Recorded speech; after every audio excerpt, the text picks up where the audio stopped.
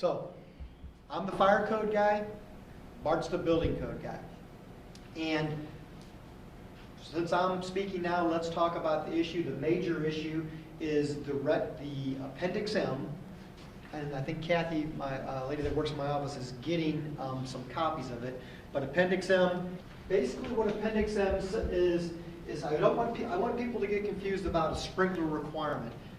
Most of your sprinkler requirements are for new buildings. If you're building a new high-rise today, you have to sprinkle it. If you're building, if you're in the existing building code and you're doing some modifications, you may be required to sprinkle that area. Okay, that's what the code calls for. But this is a retroactive. This is a retroactive. This means any building that fits these parameters, this is what this addresses. So this requirement says an automatic sprinkler system shall be installed in existing high-rise buildings. Does anybody know what the definition of a high-rise building is? If we go to Chapter 2, it'll say what a high-rise building is. A high-rise building is this: any building that is higher than 75 feet from the fire department vehicle access. That means where they pull their fire truck, where the fire truck can physically be. From that point to 75 feet to the highest occupied floor, not to the penthouse, not to the attic, not to the peak of the roof, but the highest occupied floor. If it's more than 75 feet, it is a high-rise building. Could you have a 5-story building that's a high-rise? Yes, you could. Could you have an 8-story building that's a high-rise? It may not. It depends on how high your floors are. Okay? So, I know Jim, his is a high-rise building. Anybody else that has a high-rise building? Jamie's a high-rise. Commerce Bank's a high-rise. Where's your building at? Barclay House. It says a Barclay House. Barclay House. Those definitely are high-rise buildings. Yeah. We had some folks here last time that there wasn't a high-rise building, so they said that particular code doesn't apply to me. Only Yeah, for Jamie. high-rise. What about parking garages? Parking garages are not considered high-rise until they're 150 feet. Underground? No, 150 feet high.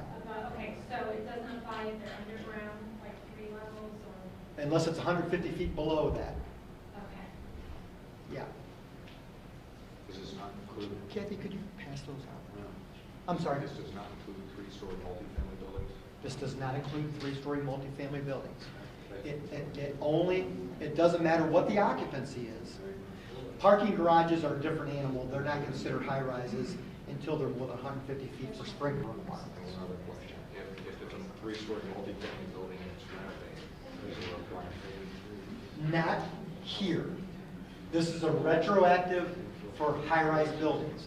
If you're building a new multifamily building, you need to put sprinklers. I understand. If you do some renovations, there's a portion that may kick up in the existing building code. You know what that code number is? We'll talk about that. Okay. Okay, we'll talk about that.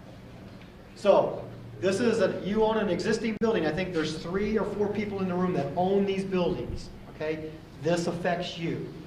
This particular section affects you. I like to have discussion on it. I like to answer questions on it. But basically, what it says is a sprinkler system will be installed with requirements complied of the code. The code tells you what you do. Here's what it says. An automatic sprinkler system will be installed with 903.3.1, and that tells you where you put your sprinklers and where you don't, of the initial fire code. There are exceptions. The exceptions are airport traffic control towers, which the federal government usually owns, so they get an exception. Open parking structures, that was the question that Jamie asked. That's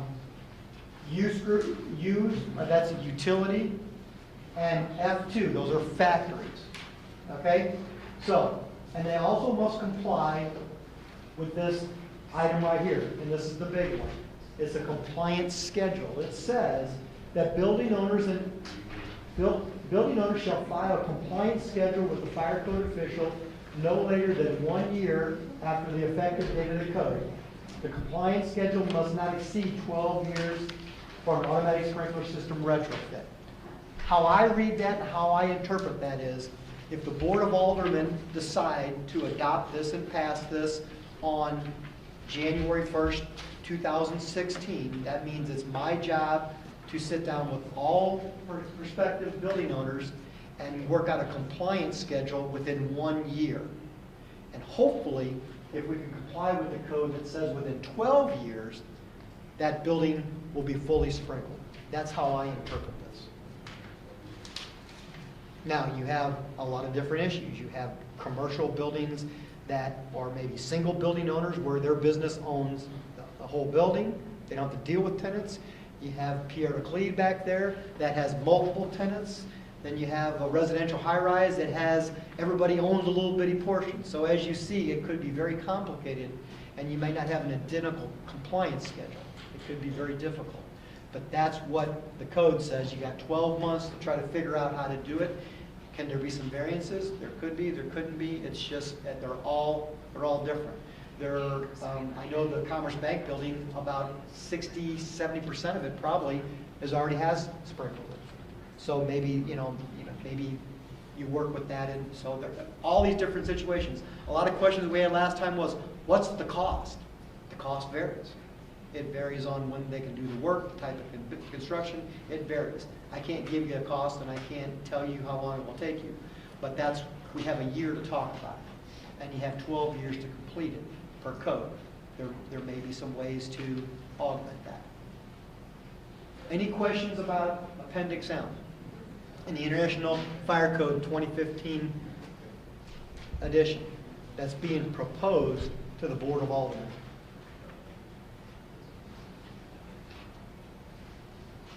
Oh, that was pretty easy. No one's going to ask the question, what happens if I don't do it? I don't know. I don't know. You have to understand that this is a new code. We're not new in the code business. We have ordinances that says if you're not compliant, this is what will happen. But those usually go to housing court. Those usually go before a judge. And both parties usually get to explain their position on why this hasn't been done. So I don't have the answer to that, but it may come up. I'm sorry, I'm not going to do it. I don't have the money. I don't want to do it. It's financially going to, there's all kinds of scenarios, but I don't have the answer. But we do have ordinance that says if somebody is not compliant with these codes, what the next course of action is. One other thing that I want to, one significant change. Also, so if you did read the letter, we do have 8 buildings. It says 7, but we were in the process of a building modification agreement with one of those buildings. So we think that's going to happen. So really, it's only 7. But we have 7 commercial buildings in the city of Clayton that are high-rise that are compliant. One's 11 South Merrimack, or the 8,000 Forsyth building, which is the Commerce Bank. We give it 2 different names and numbers. The 41 South Central building, which is a government building, St. Louis County owns that. The 135 North Merrimack building, which is the First Bank building.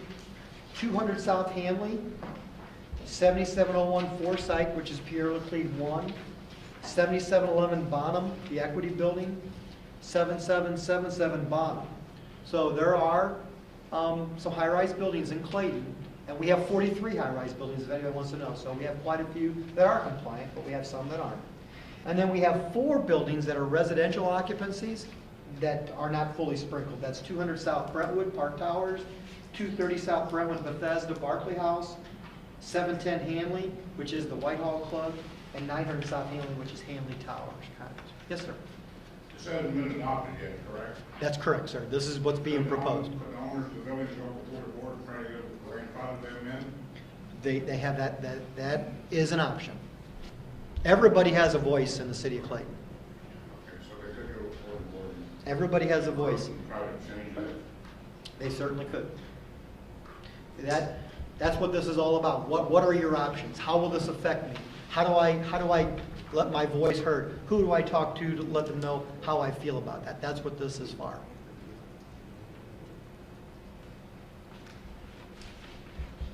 The only other item that I don't think affects anybody in this building, because we did some research in the city of Clayton, is one of the items is in the new code in 2015, there's another requirement for sprinklers in existing assembly use groups.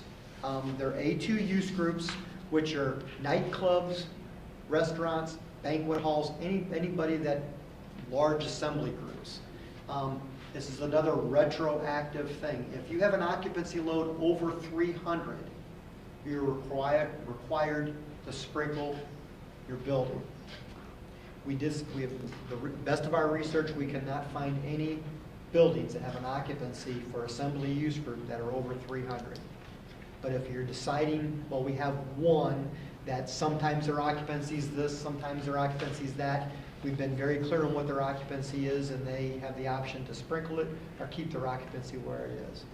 So that is something that's new. If you know anybody that is considering that, that's one thing you might want to look that's in this particular code. But right now, we cannot find any businesses, establishments in the city of Clayton that, and a lot of the times what you'll find is they could be, this is one that really affects, and it's a lot of VFW halls.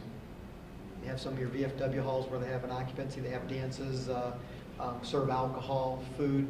If you have an existing one, yes, Alex? If I'm a building owner and on first floor, I have 3 restaurants, A, B, and C. Are those treated individually, or are they treated combined from a building owner's point of view and a code? Depends. Depends if there's fire separations and separate exits, and I'll give you an example. We have a restaurant that is in the city of Clayton, and it's really close to this location. In fact, I could take a rock and hit it from here. If you took that restaurant and put it on the top of the building, side of the building, or you left it at the level where it is, his occupancy is over 300. But when he did his last renovations, what he did is he has, honest to God, fire separation walls between each one of his areas. They have their separate exits. According to the building code, those can be separate buildings. So as long as that space has the exits it needs to go out of and not go into another one, and you have the proper firewalls, separation, fire doors, his occupancy can be for that. So that's why I say it depends. Any other questions about the high-rise retroactive sprinkler requirement, which is Appendix M? Yes, sir. This may be an off-the-wall question, but the federal government has all kinds of money they spend on all kinds of things. Is there any public funds that are available to help the building owners pay for all this? As far as the government is concerned, the only thing that I know currently that's in place and can be, they're talking about maybe modifying it, is there's a depreciation schedule that you can use for sprinkling your building over 25 years or 10 years versus the 5-year, I think that your IRS lets you do now. There is a tax,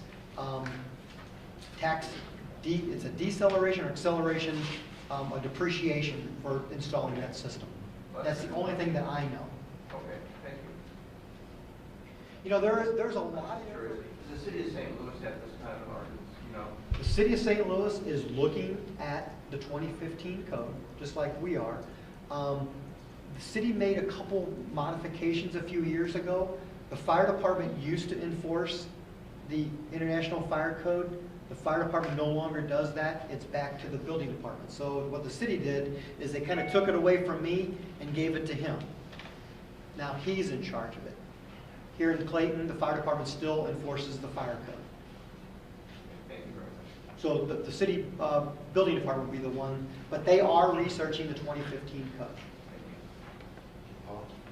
Yes. Since we have a fully sprinkled building, can we get rid of the hose cabinets? The Class 2 hose cabinets can leave when you have a fully sprinkled building.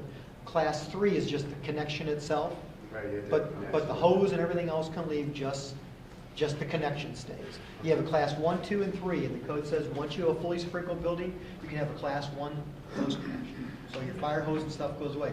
Just in case you didn't know, the fire hose is for the occupants to use. Right. The fire hose is not for the firemen. Right. That's for the people, that's for way back when, before Right. they had, I won't say progressive fire departments, but everybody was supposed to put their own fire out before it got big. That was the intent of it. So Right. once you're fully sprinkled, you know, having a sprinkler system is like having a firefighter in the room, in your closet, everywhere, 24/7. When a fire starts, it makes enough heat you won't even, you probably don't know that, but underneath those little white things, that's where the sprinkler heads are in here. So if a fire had started here, the heat has to go up, it builds enough heat, it activates the head, and the head controls the fire. Okay, it doesn't extinguish it. One head, not all heads, just one of the heads. All these heads don't go off in here, all the heads don't go off there, just the single head. They're very reliable.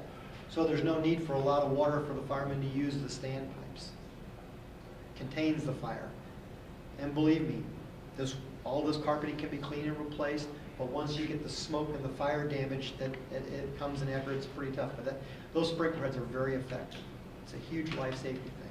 And I would think that most building owners, once they go and they talk to their insurance carrier, find out what it costs to put the sprinklers in and what their reduced premiums are going to be, I think you're going to see a significant savings there. Sprinklers are very, very great tool. Any other questions? Yes, sir. So as of today, since this code hasn't been adopted, let's take a commercial high-rise, for instance, if a large tenant, say 10,000 square foot or more, wants to move in, under the current code, they could in a non-sprinkler building, correct? That's correct. This code would have to be adopted before. Well, it kind of depends on the use and what the building's use is now. If there's a change of use, possibly, if you had a retail space and all of a sudden somebody wanted to come in and put a restaurant, that's a change of use, and you would have to go under the qualifications for that new use, which would require sprinklers. Yeah, I'm assuming that you Okay. have a 15-story commercial building, B use group, which is business, and one tenant's lease is up, and another one's going to come in, and they want to retrofit that whole floor. And under today's current conditions, the answer is no, they do not. Okay, so there's no size constraints on that, that would limit. This only affects high-rise buildings. Now, we are going to talk about the existing building code. The existing building code is new to the city of Clayton. Okay, the city of Clayton has not ever adopted the existing building code. At this point in time, the city has no alternative because the international building code that addressed existing buildings has been taken out. It's now all back into the existing building code. So in your situation you're just talking about, if the city adopts the existing building code, there are provisions under certain things that would require you to sprinkle a non-high-rise building, a 3-story or 4-story building of the type you're talking about in that work area. Can we talk about that? Under what conditions? There are conditions, and they're in the existing building code, but I'm going to let Bart talk about that because that falls under his parameter of code review and code interpretation. So it's in the existing building code, it's not in the fire code.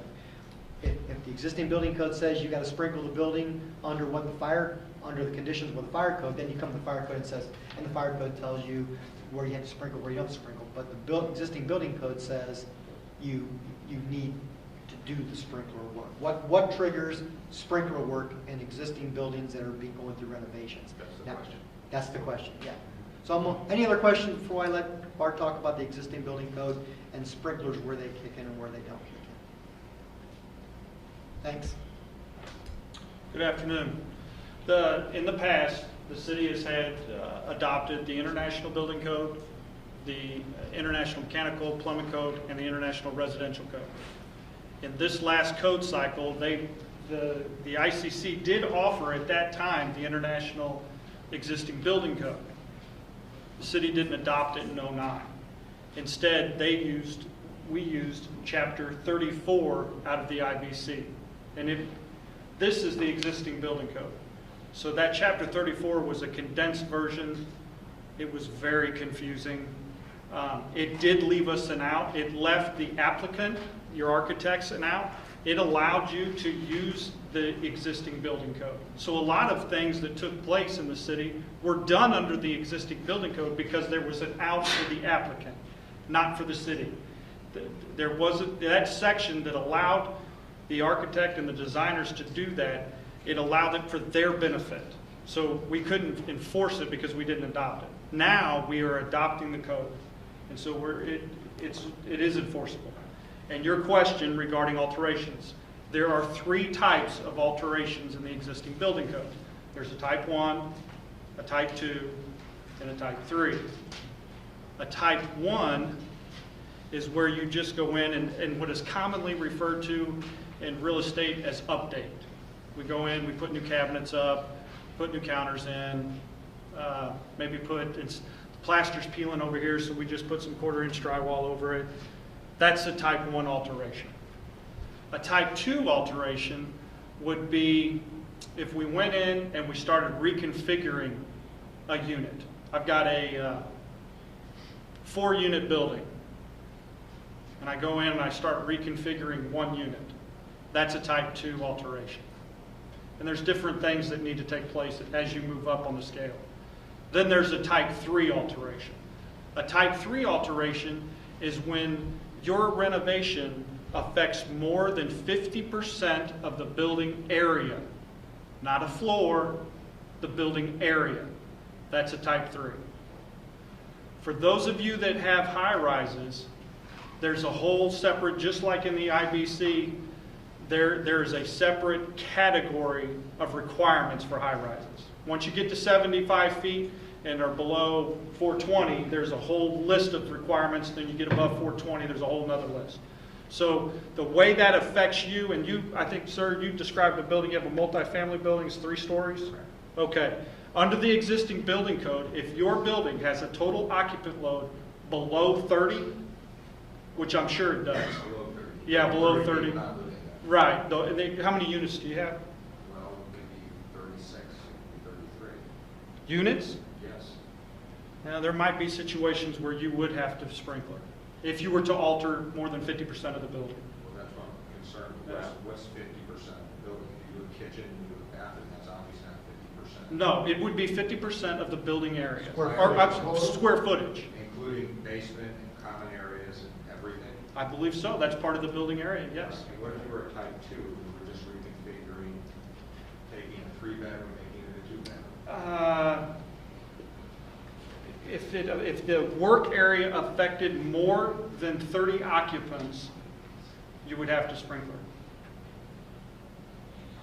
Because you're an art, that's where the kicker comes in. It comes in with the occupant load of 30 or more.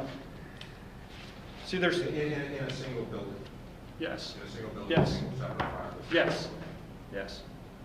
Now, when it comes to high rises, that doesn't apply. There's a whole nother set of, I mean, it gets, I can't compare an orange with an apple. You're both fruit, but you have different qualities. Just, I'm not going to belabor the point, but in Sure. a general situation, if you go in and you renovate a building, you're going to hit the bathroom, you're going to hit the kitchen, you might add a closet or take. Yeah, but you're just doing 1 unit. Well, you do the whole building. Oh, you're doing the whole building. Let's say you do the whole building. Okay, all 30 units. Yeah, but it's still under 50% because, you know, you have bedroom, you have living room, you have dining room, you have hallways, you have common areas. That would be a type 2 alteration. Okay. Yeah. And then where would we be required to sprinkle? The entire unit or service? I believe it's the entire building. If you get to a type 3 alteration,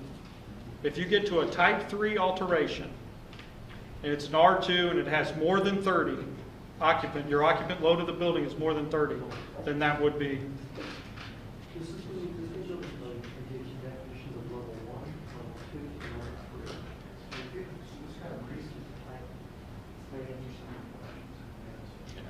like I said, a type 1 alteration is where we go in and we do some updating. That's a type 1. Type 2 is when we go in, we do reconfigure some walls. Type 3 is when we get over 50% of the building. And if you want a really good description, go to the website, go to existing building code, click on the table of contents for existing building code level of alterations. That they have a very good description. I'll do that again. I couldn't find it until I came here. Okay. That's fine. It was hard to read. And really, the best thing to do, I'm questioning the percentage on a level 2 that you would have to rent it, that you would have to, like let's say you make me sprinkle the basement. Hold on just a second. On a level 2 renovation. no, on a level 2, Level 2, I believe it's only the work area. yes, I believe The that is work correct. area. Kitchen. No, The work area, the area in which the project you're is working. taking place. So if I'm doing 50% of my, I have your building, I have a 30-unit building. If if I am doing a renovation on half the building, 49%, and I'm in a class or a type 2 alteration, I would have to sprinkler the area in which I'm working in. That 49%. I wouldn't have to sprinkler the 51 because I'm not working over there, just the 49. I'm not gonna belabor the point, but I think I might need to talk to you. That's fine, absolutely. Sure, absolutely. And there's also provisions that says the available water has to be on site Right. without a pump or increasing.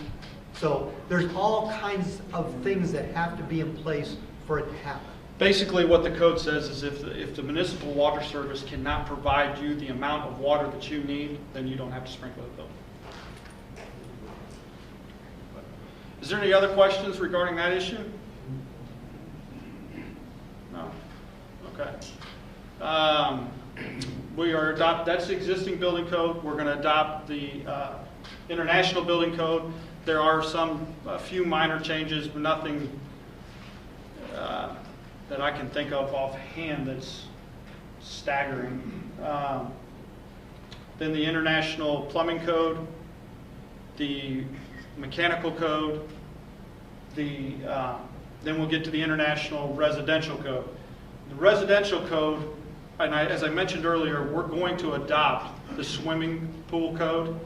The reason for that is they've removed all the swimming pool requirements out of the international residential code, and they only reference it. And it's been my experience, so we can use it. The problem is when we go to enforce something, someone does something incorrectly according to that code, and we have to pursue them, unfortunately, in a legal manner.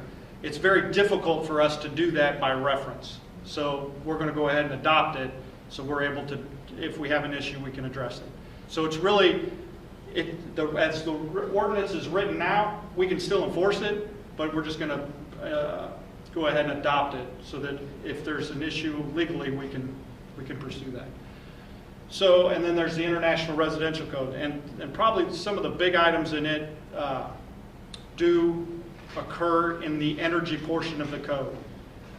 The Department of Energy has, what's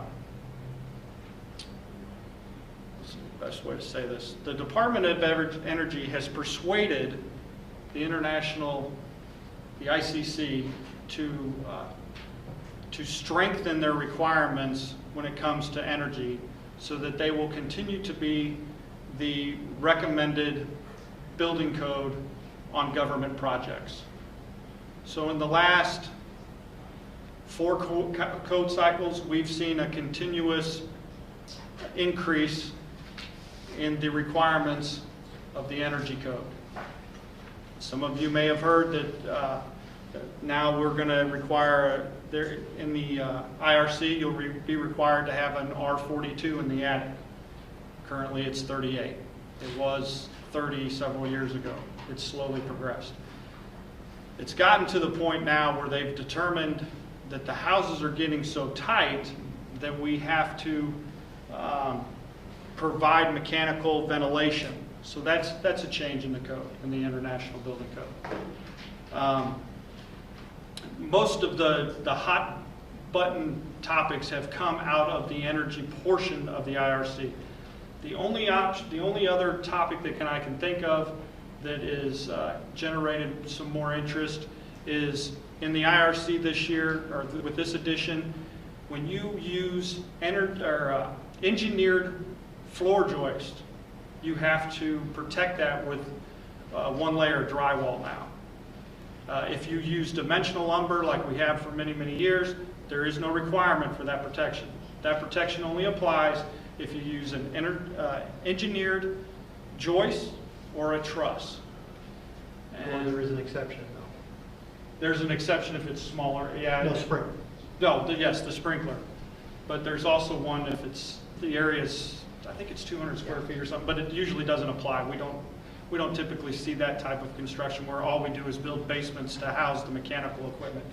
In that situation, this wouldn't apply, but we don't ever see that. Other than that, that's about the only ones. There are several things, but those are the ones I can think of offhand I'll be more than happy to answer the questions now. Sorry. Yes. We've talked about this Yes. before, but, you know, the Code Council, you know, does mechanical codes every 3 years, and I think the number was around 15% was, and I from an edict that they were given to increase the energy efficiency. And so you do that from 9 to 12, you do that from 12 to 9, 12 to 15. You start becoming to find energy efficiency things that are very expensive with very low return on investment, but they're all mandated by code. So no matter how, the fact that energy prices are coming down, the fact that people are going to have to spend a lot more money for those savings, but building owners have no choice now. They have to spend money, no matter how little the savings is. Is Clayton going to consider letting people have an option? I agree 100% on safety issues on this thing, Paul. I mean, I think we have to do them. But when it comes to energy efficiency, I would think that Clayton would allow people to have some choices on what's a good return and what they should do instead of being mandated that everything has to be done. Up to this point, there has not been in the code. We've adopted the code as written and enforced it. And we really haven't, up to this point, we have not had the negative impact or feedback from the end user. You know, we typically, on average, there are about 1 to 2 custom homes built a year, or I'm sorry, pardon me, a month in Clayton. That's about on average the amount of permits we receive in the building department for new homes. Now we have many other different projects, alterations and so forth. And those alterations, if you were to build a room addition on your home, so for example, that alteration would have to comply with the new energy code. But your existing residents would not. And those new homes that have been built to what's currently in the 2009 code. And we haven't received, to my knowledge, and Robert, you have to take into consideration, I've only been here 5 weeks, but historically, talking to the inspectors and those that have been here for 20 plus years, we haven't received a lot of feedback negatively in that regard. Yeah, the current codes aren't so bad. The new ones, I mean, there's a lot of significant changes. Well, they're significant for those municipalities that went backwards. You know, Clayton has been really good about slowly progressing with the codes. They've adopted them as they've been written. So we're not going to see that huge bump that if you have someone that's going from the 2006 that went backwards and adopted something that was pre-existing before that, and then they try to go to the 15, absolutely. There is a huge jump in that regard. But as we've progressed slowly, these jumps will be small. So we can obviously look at it, but I don't think it's as big for us as a municipality as it will be for some of the jurisdictions that went backwards and didn't adopt the code as written. I just estimated the job today, that was a huge house, $200,000 mechanical now. It was $30,000 extra to do the types of things that are in the 15 code. So I think it is substantial. It's not close. If you have those figures, if you can show me the bids, we'll be more than happy to take a look at it. If you can show me that, this is where the difference is coming from, because in the 9 it's required to do this, and in the 15 we'd be required to do that, I'd be more than happy to take a look at it. Does anybody else have any specific questions? Yes, sir. Put up working Yankee, what's your R code there to be? It's in an unconditioned space right now, I believe it's 8. Did you want to pay it? No, I believe it goes up a little bit. If I'm not mistaken, it goes up to 12, I think. I'd have to look and check, but I believe but right now it's 8. If you got a 6-inch pipe with a big ring, it's going to be this big. Well, I don't know about that, but it'll be bigger, yes, absolutely. I think it has to do with the distance that you have to run. Pardon? I think it has to do with the distance that you're running that pipe. How far your run is. Any other questions? Any questions about any of the other codes? I know there's quite a, yes, sir. Building codes? Yes, sure. Okay, yeah, I have 3 specific questions. Sure. one I read on this 113.2, it said an exterior inspection is going to be tied to the occupancy permit. Meaning that if there was an outstanding violation on the exterior of the building, the occupancy permit could be held until that violation on the exterior is. Well, yes, when we do occupancy inspections, we do look at the exterior of the building Oh, also. and I understand that, Yeah. they're done annually, and those are typically on a different time schedule than the individual apartments. The individual apartments, you make sure their building is clean, the blinds are there, the toilet flushes, the water doesn't drip, et cetera. You can take care of those within 2 or 3 days, whatever. But when you do a building inspection and you write up painting or you write up some sort of fire collar or something, that takes time. Now, if those violations are written up, the way I read this, if an inspector were to write up an exterior building violation in January, let's just say there were 30 violations, then occupancy permits for those units could be withheld until every one of those violations is. And they were done. Now, if we're doing inspections in January and you have items on the exterior, painting and so forth, that just can't be completed, we're not going to expect you to do that. You can't, it's not feasible. It's physically impossible to paint in January. Right, or even something that's even harder than that, perhaps it's a waterproofing problem, it takes a little time, it takes a little time and error. But what I'm seeing here is Tell me again what the section is. It's section 113.2. If the Okay. exterior of the common area, I'm not going to read it. It says if they're not in full compliance with the code official doesn't have to issue an occupancy permit for the tenant who's moving in. Yeah, those are non-residential structures. That's correct. That's not right. I mean, that's I'm objecting, is what I'm saying.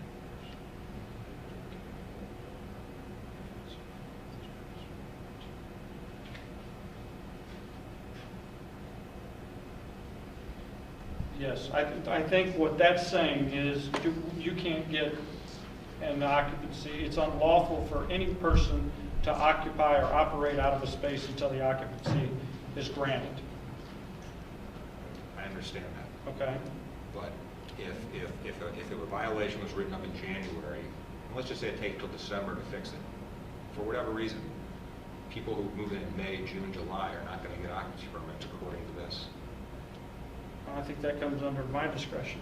That's what Well, I mean, I don't think I'd last very long if I wouldn't give you an occupancy, because one of my inspectors wrote up paint in January, and I expected you to fix it. I wouldn't be here very long. I wouldn't think so, but No. that is how it's written, and that's it's- why I'm asking, because it could We say, could- it could well, say it's the discretion of the code official. It does say that. Okay, all right, that was one question I had. Okay. And I had two more.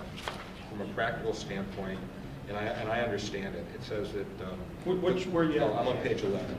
It has to do with moving someone in without an occupancy permit. And the intent here isn't to move someone in without an occupancy permit, but it's quite possible that someone wants to rent an apartment on a Friday, and we can't get it inspected till Monday or Tuesday, and I'll say to myself, I don't care, I'll pay the fine, because I know it's fine. It's not malicious intent, but I don't want to lose this person, it's worth more to me than the fine. I understand. So I guess what I'm saying is, what are the penalties and how, is again, it's up to the code official? Well, right now, it sounds like I've had just some few conversations about that subject matter, and it appears that it's a $75 fine. Okay. I don't know if you could call it a fine or it's an increase in fee for the permit.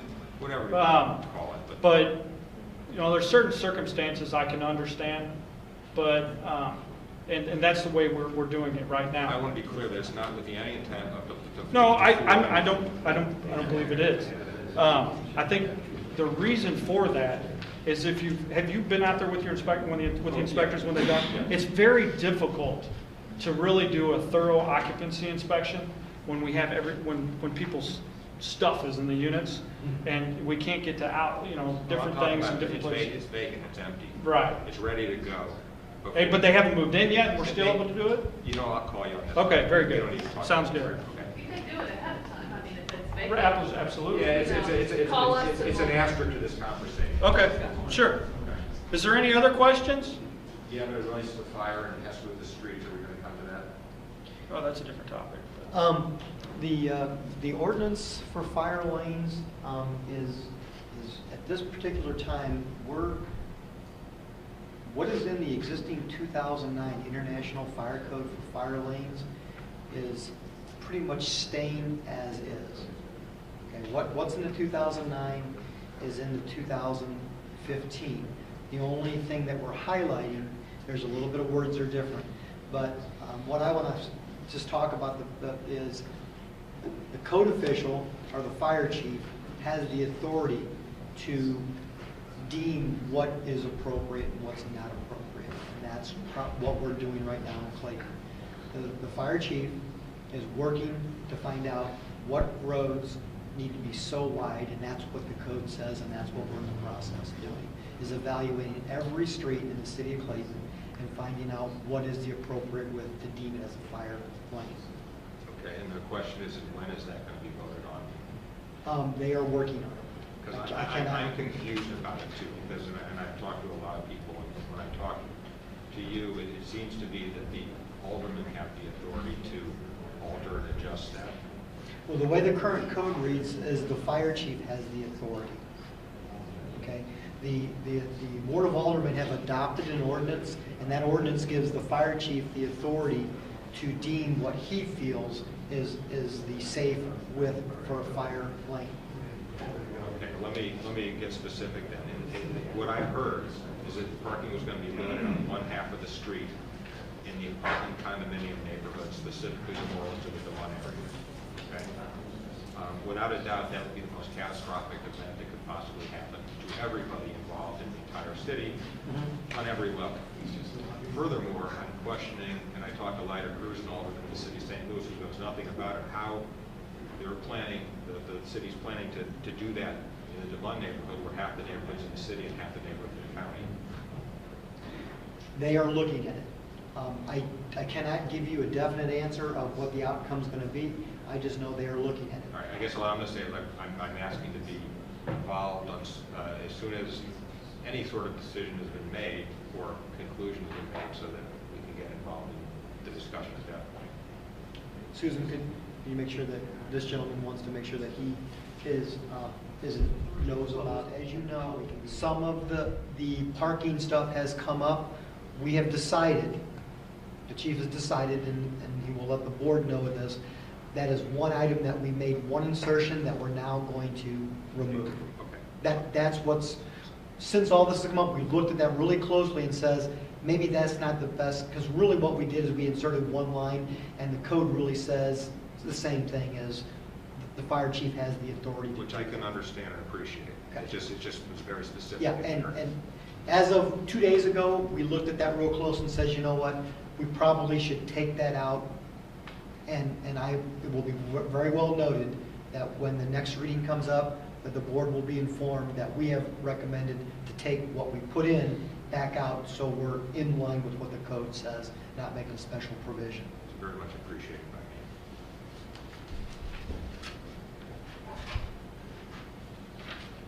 Well, I hope we've had an opportunity to educate you on where you can find what's being proposed in 2015. We've also provided a couple resources to see, really look at that existing building code, because I will think that the existing building code will one day affect everybody in this room. It will affect residential, it will affect commercial, it will affect everybody. One day someone's going to do something that they're going to have a permit, and it's probably going to fall in the existing building code.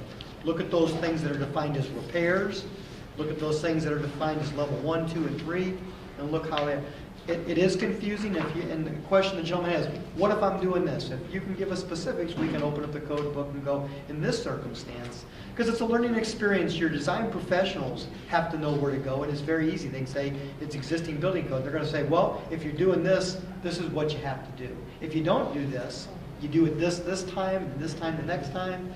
You know, it has a lot to do with, it's a matrix. It works well together. So call us, we can help you, but your design professional is really the person that should guide you on your project, what kind of code you're going to fall under for these improvements. No other questions? I guess we'll wrap up. Thanks. Thanks for coming out, we appreciate it.